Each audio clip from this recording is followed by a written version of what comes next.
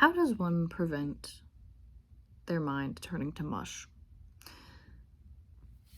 I wanted to be put on maybe like an antipsychotic because I was afraid of the thoughts I was having that are like delusional that I've had for like 10 years about my fear of being in a plane crash or like now I'm thinking all these scary thoughts about other people, fear of solipsism, fear that if solipsism is true, that I can't prove that people aren't out to get me. Like, if I'm technically the only person here and you can't philosophically disprove it, who's to say that my life isn't some sort of grand plan? Like, there's no grand plan, there's no like secret scary thing going on, and that I'm not like the creator of the universe or that something terrible is destined to happen to me. Like, these are all very scary thoughts that can be rooted probably in OCD, but they could also be rooted in just fucking delusional like paranoia. Or that's what they want me to believe. And that's scary too. All of it is scary because I can think to myself, what if psychiatry was invented to suppress my mind? And my brain can just keep going and going and going and thinking these scary thoughts.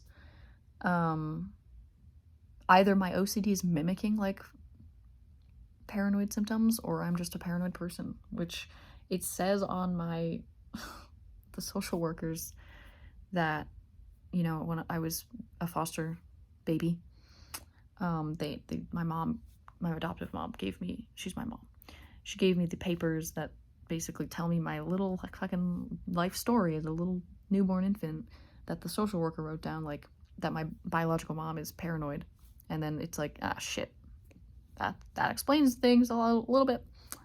But I don't know, I've been told she has bipolar, but I have borderline.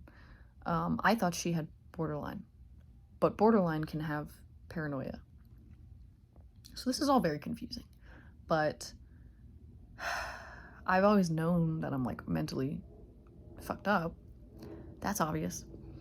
And my BPD caused a lot of problems with relationships that I've like worked through, which is great.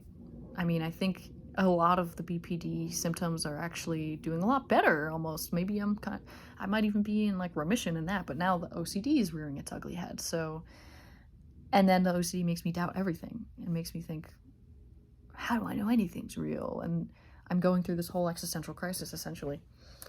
But I wanted to be put on an antipsychotic, and then I Googled this fucking side effects, which was a big mistake. At the same time, I like to be really cautious about, or, maybe just know what I'm putting into my fucking body. And there's this thing called tardive dyskinesia, where if you take antipsychotics, they block dopamine receptors and cause your nervous system to potentially get fucked. This is what it says when you Google it. You can just like raise your arm without trying to, or like grunt involuntarily, or do all these things, and it can be permanent. And it can happen after even just one. You just take one dose. Why the fuck would I want to take a medication that does that shit? People already know I'm a fucking weirdo and that I'm a freak and that things are fucked up in my mind. Why do I need them to visually see it the second they meet me? Or, because when you have shit like that, people just look down on you immediately and they're like, oh, honey, something's wrong with her. You know what I mean? I don't need that. I'm already, here's a thought. What if my personality is just this way because I'm so fucked? I have like 5 different diagnoses. Is that what is creating this fucking abomination? This amalgamation of mental illnesses creates this abomination of what is this shit? What the fuck am I? I'm a fucking freak. ADHD, generalized anxiety disorder, apparently persistent depressive disorder, which makes sense. BPD, OCD. I might even be fucking autistic. I would not be surprised. I really wouldn't be surprised.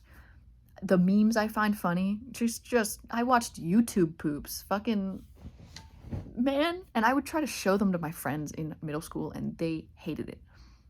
Regardless. And I've had to like learn social cues in a lot of ways. And I am masking. I am always masking because I can't fucking be bouncing off the walls like a fucking freak. But I just don't shut the fuck up. So the ADHD pulse, it shows through. I don't know. I've learned how to like adapt and be able to have conversations, and especially through my job, I have to be able to socialize and be somewhat charming and like break the ice and stuff. I think the only reason I'm even mildly funny, which I kind of find myself annoying too, but I think I'm only mildly funny just because I have to cope with humor, and I have to make a fool of myself to feel comfortable around other people. So, lots to unpack there. But it just feels like if I had no diagnoses, if I had a perfectly mentally stable mind, I wouldn't even be interesting. I would be boring. I wouldn't be funny. I would be, and maybe I would be a lot happier. I don't know, but eh. Regardless, I don't know what to do, because do I want to not have paranoid delusional thoughts? Uh-huh.